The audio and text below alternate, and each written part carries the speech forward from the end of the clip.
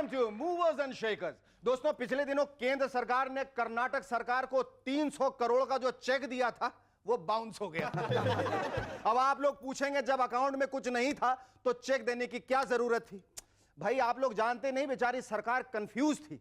उस बेचारी को तो यह भी नहीं मालूम था कि उसके अपने खाते में 272 की संख्या है भी या नहीं। अब आप लोग एक बार फिर से पूछेंगे कि सरकार से इतनी बड़ी गलती कैसे हुई? भाई, आप लोग मेरा दिमाग क्यों चाट रहे? मैं यशवंत सिन्हा से फोन लगा के पूछ लेता हूं। हेलो यशवंत सिन्हा जी, नमस्ते। मैं शेखर बोल रहा हूं। प्रणाम सर। बलिया में सब ठीक तो है? सर, मैं बलिया से चंद्रशेखर नहीं, पटना से शेखर सुमन बोल रहा हूं। शेखर सुमन, बोलिए गुरु, क्या बात है? सर, सुना है केंद्र ने कर्नाटक सरकार को 300 करोड़ का जो चेक दिया था वो बाउंस हो गया है। क्या कहा? कर्नाटक वाला चेक बाउंस हो गया? कोई बात नहीं, कोई बात नहीं। हाँ, कोई बात नहीं, क्योंकि कर्नाटक वाले चेक के बाउंस होने का मतलब है पंजाब और गुजरात को जो चेक दिए थे वो क्लियर हो गए। Thank you sir, goodbye. Ladies and gentlemen, our guest tonight are business and finance journalist Sucheta Dalal and classical vocalist Begum Parveen Sultana and Ustad Dilshad Khan. But before that, give a large round of applause to Cherokee and the Rubber Band.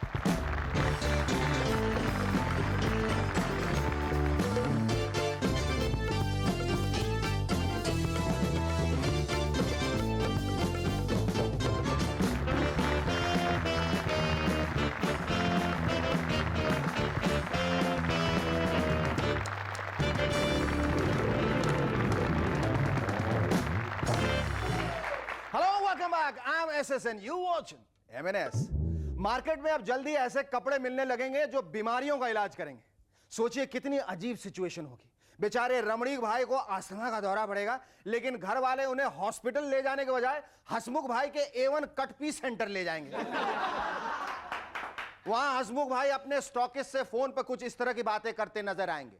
हाँ सोमजी भाई, हाँ brief जितनी भी size के हैं ने भेज दो, क्या करे सर्दी जुकाम के पेशेंट ज्यादा है नहीं। भाई छोटी बीमारी छोटे कपड़े। हसमुख भाई की बातें सुनकर अस्थमा से परेशान रमणीक भाई दिल ही दिल में सोचेंगे कि पता नहीं अब उन्हें क्या पहनाया जाएगा, और ऐसे में रिसीवर रखकर हसमुख भाई उनसे हंसते हुए कहेंगे, तुम्हें तो अच्छा सा सूट पहनना पड़ेगा नहीं, because your condition is very critical. और फिर शायद टीवी पे कपड़ों के एड्स भी बदल जाएं। हैं? प्लीज कैरी गाउन और पल भर में आराम, ना रहे पीड़ा ना रहे दर्द, चुटकी में आराम। सो प्लीज कैरी गाउन और पल भर में। माधुरी दीक्षित ने कहा है कि अगर मैं पुरुष होती तो स्पिन बॉलर बनती। क्या बात है माधुरी जी, फिर तो मैदान में आपके हाथ में बॉल आती, बेचारे ब्रायन लारा जैसे बैट्समैन भी डर के मारे गाते, दिल धक धक करने लगा, मेरा जियरा डरने लगा। वैसे मैडम, आपको बॉलर बनने की जरूरत ही क्या है? आप तो यूं भी कितनों को क्लीन बोल्ड कर चुकी हैं, और फिर अभी अभी अजय जडेजा जी भी तो कॉटन बोल्ड हुए हैं। वैज्ञानिकों का मानना है कि फ्यूचर में इंसान भी पक्षियों की तरह उड़ने लगेगा। सो तो ठीक है, लेकिन फिर धीरे धीरे सारा सिस्टम ही चेंज ना हो जाए। पता चला इंसान दाना भी चुगने लगा। और तो और कुछ दिनों बाद फिर ऐसा भी हो कि शर्मा जी ऑपरेशन थिएटर के सामने बेसब्री से टहले और डॉक्टर उनसे आके कहे, शर्मा जी पहला अंडा मुबारक। एक जानकारी के मुताबिक टीवी देखने से मोटापा बढ़ सकता है, यानी कल को मोटापा बढ़ाने के मकसद से लोग ज्यादा टीवी देखना शुरू कर दें। फिर तो किसी दिन मिसिज रमोला मिसिज रमानी से रास्ते में पूछ सकती है, अरे बहन तुम्हारा मुन्नू इतना दुबला क्यों हो गया है, घर में टीवी नहीं है क्या? जवाब में मिसिज रमानी कहेंगे, क्या बताऊं भाभी, 20 दिन हो गए वो मुआ मैकेनिक आया ही नहीं टीवी रिपेयर करने। इसके पापा को देखोगी तो पहचानोगी ही नहीं, बेचारे सूख के एंटीना हो गए। पिछले दिनों खुद को अटल जी का करीबी बताकर लोगों से धोखाधड़ी करने वाले एक आदमी को पुलिस ने गिरफ्तार कर लिया। पुलिस वाले जब उसे रिमांड रूम में ले गए तो सीन कुछ इस तरह से था। क्यों बे, अपना काम चलाने के लिए अटल जी के नाम की आड़ लेता है, शर्म नहीं आती? ऐसा मैंने अकेले ने थोड़ी ना किया है सर। तो और कौन कौन है तेरे साथ, बता जल्दी से। ऐसा तो सर पूरी बीजेपी कर रही है, वो भी कई सालों से। एक खबर के मुताबिक मुर्गियां संगीत प्रेमी होती हैं और अगर उन्हें अच्छा संगीत सुनाया जाए तो वो अंडे भी ज्यादा देती हैं। अगर ये सच है तो हो सकता है लोग अपने पोल्ट्री फार्म्स में गजल के लाइव कॉन्सर्ट रखें और मुर्गियां हर शेर पर खुश होकर वाह वाह वाह वाह कहने के बजाय 2-2 अंडे रखती चली जाए। Our first guest on MNS tonight is a business and finance journalist and India's foremost scam buster. Ladies and gentlemen, please welcome Sucheta Dalal.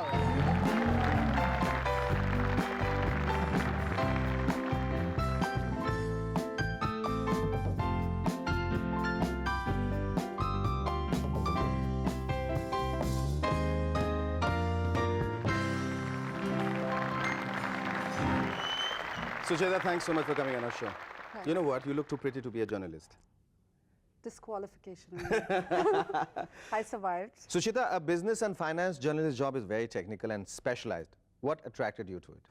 Yeah, well, actually, you know, there's not, unfortunately, not much thinking about it. I wanted to be a journalist. And since I studied stats, for some weird reason, I thought maybe I would be better at business than writing on women's issues or something. So Why? I kind of strolled into it. क्या वजह I क्या thought a few number crunching, you know. I thought maybe I'll do it better than other people who don't have the background. But it was difficult. I mean, I had to learn everything on the job. So it's not that it was any qualification at all. Are you happy doing what you're doing now? Now Or I any am. No, regrets? No. Now I am very Like happy. well ensconced in that? Yeah, well, I think I've done all right.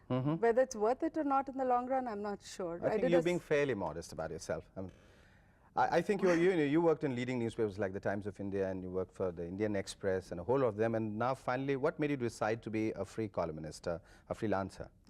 Well, you see, I did a certain kind of journalism, okay, which, for want of a better word, is called investigative journalism. Okay. And I'm not sure that there is too much of place for investigative journalism. Why do you say that? In the country, because, you know, it's not a question of whether a journalist wants to write investigative stories or not. It's whether you have a newspaper that's willing to publish it. आप जिस investigative journalism की बात करें, is it very exciting?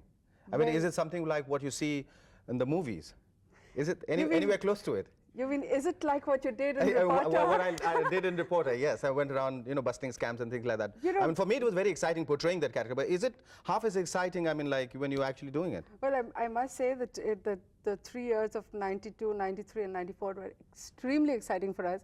And a lot of things are totally off the record, but the way we met people, the way we got information, I mean, I'm not even free to talk about it now, but I wouldn't miss that opportunity for anything in the world. It was great fun. You know, Sucheta, we're going to take a short break, after which we are going to very extensively talk about that you were one of the first, among the first to unearth the security scam in 1992. We want to know how did you get wind of that and how did you go about busting the scam? Stay with us, we'll be back in a moment to chat some more with Sucheta Dalal.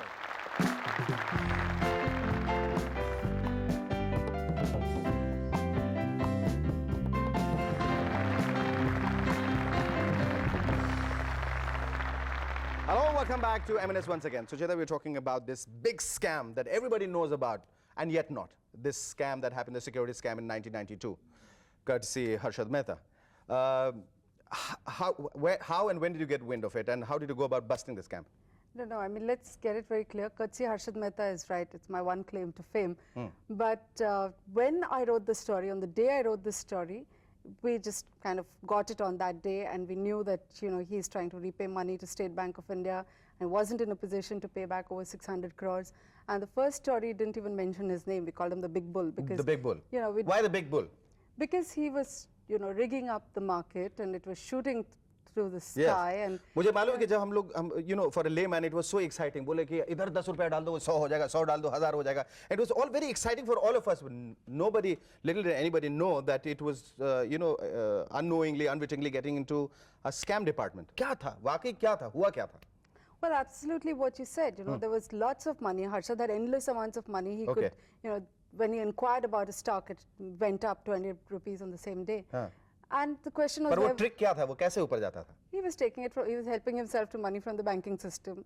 And he was pushing it in the stock market. So while it's called a stock scam, it really according to me, was a bank scam because the money was coming from It was the also the bank banks. scam, yes. That's right. And I don't think people in the system also knew how bad it was.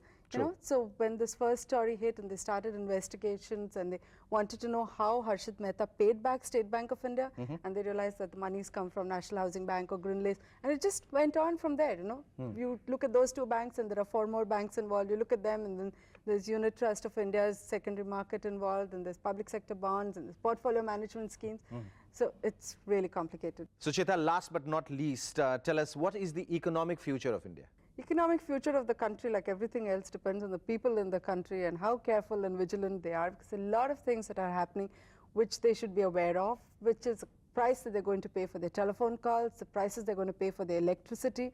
And as long as we as citizens sit down and not react to anything that the government does in terms of fixing rates, in terms of negotiations, how they award contracts, whether they're kickbacks or not, if we don't react to that, I don't think the future is going to be so hot. You know, you're going to just depend on some deals. We're all sitting there and saying, oh, it's wonderful, there's something happening, and we don't understand business. It's bad for the country if people don't understand But you know, business. for a layman, so many things are happening at such a, you know, at a lightning speed. Every day there's something new that's coming up. It's very difficult to kind of keep pace with all those things. It's like you have to wait for the scam to happen and say, oh, फिर से एक बार cheating कर ली. You know, ऐसा होता है, because you know you can't understand half the things and you have to just kind of trust. Listen. We are a very gullible nation. Well, that's a problem, right? Life is difficult. If you read in the papers that your telephone bills are going through the roof and you don't react and you sit down, you don't write to your local MP, you don't write even to a newspaper and say that you object, then you either have to sit down and take it or you have to stand up and speak out. Of course, I take the cue from this and I object to everything that's happening in this country. Thank you so much, Sucheta. Have a lovely time. Our first guest, Sucheta, had to leave because she got a lead to bust another scam. Our second guest on M&S tonight are 2 renowned classical vocalists, better known as Meera and Madhav of Indian classical music. Ladies and gentlemen, please welcome Begum Parveen Sultana and Ustad Dilshad Khan.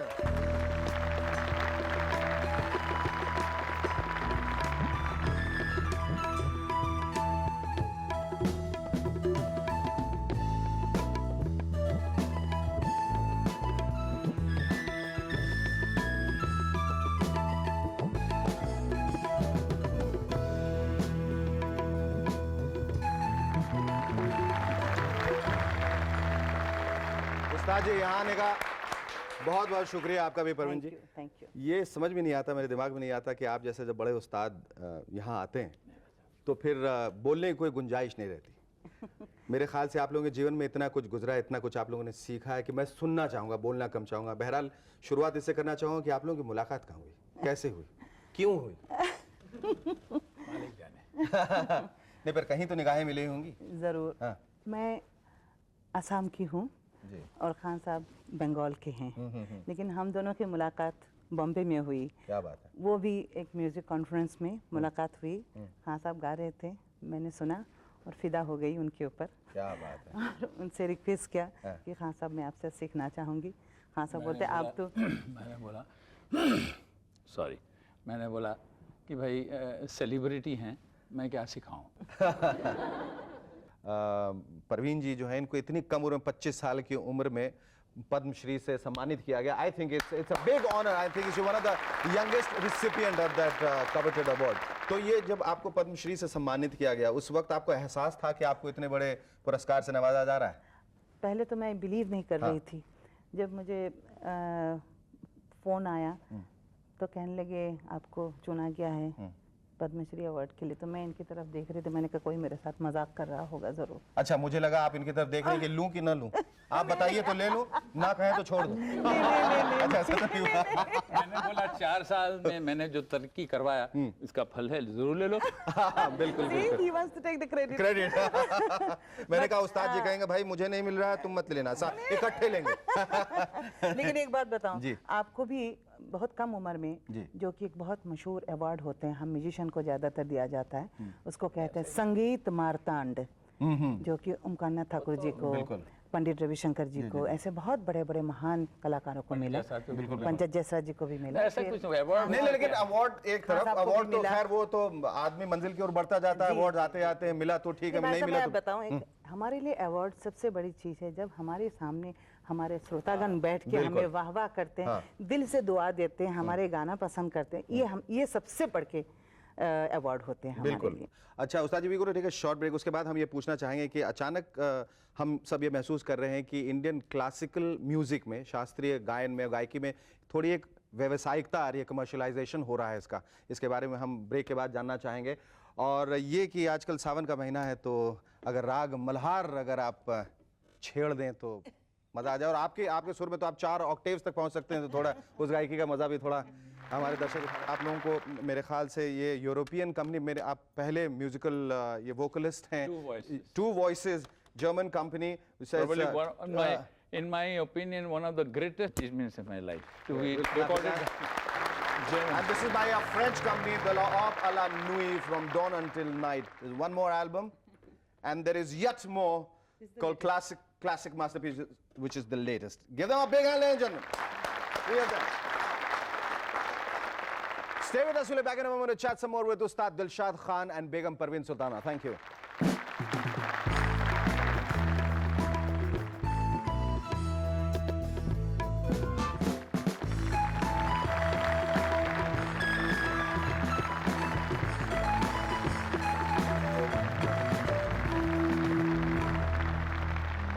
Back to M&S once again. अच्छा उस्ताद जी, हम लोग बात कर रहे थे break से पहले कि ये जो शास्त्रीय संगीत में जो व्यावसायिकता आई है, ये कहाँ तक सही है, कहाँ तक गलत है, ये आनी चाहिए, नहीं आनी चाहिए? बहुत ज़्यादा, मेरे ख्याल से बहुत ज़्यादा कमर्शलाइजेशन हुआ है इंडियन क्लासिकल म्यूजिक। और आप देखेंगे कि जितने भी उस्ताद हैं और जितने भी जो गायक हैं, वो जब बाहर जाके उनको एडुलेशन मिलता है, तारीफ मिलती है, तो फिर रिकग्निशन जो है उन्हें भारतवर्ष में मिलता है। तो पुरानी बात है। हाँ, ये ऐसा क्यों होता है? ऐसा क्यों But होता I है? will repeat the words of the Everest of any music in the world is Pandit Ravi Shankar. As you last time, if you must have noticed in Star TV, he said that only when we are recognized abroad, we are arrested. Which is so unfortunate. ऐसा क्यों होता है? It is like there are. ये परंपरा चली आ ये रही है। परंपरा चले, उस परंपरा को तोड़ना कोई नहीं No, चाहता। it's a bizarre story. Let's not speak about it. We can't help it. फिल्मों में कितनी आप लोगों ने कितनी दफा, कितनी बार गाया है और गाना ज्यादा। चाहते हैं, नहीं इन्होंने गाना ज्यादा, चाहते हैं? मैंने इन्होंने नहीं। ज्यादा गाया है। कुदरत में हमें तुमसे प्यार कितना, ये हम नहीं जानते। वो तो हम उसके पहले आप कुछ बोलेंगे, वो हम सुनना चाहेंगे पहले, उसके बाद कुछ बात आगे बढ़ेगी। हाँ, बस हमारी अब यही कामना है, मंगल कामना है कि आप लोगों की जोड़ी इसी तरह सलामत रहे, आप लोगों का नाम, आप लोगों का मान, आप लोगों का सम्मान, आप लोगों की शोहरत इसी तरह हमेशा रहे, और आप लोगों का नाम बिल्कुल सितारों की बुलंदियों तक पहुंचे, यही हमारी ख्वाहिश है। Thank you so much. It was lovely talking to you. Thank you.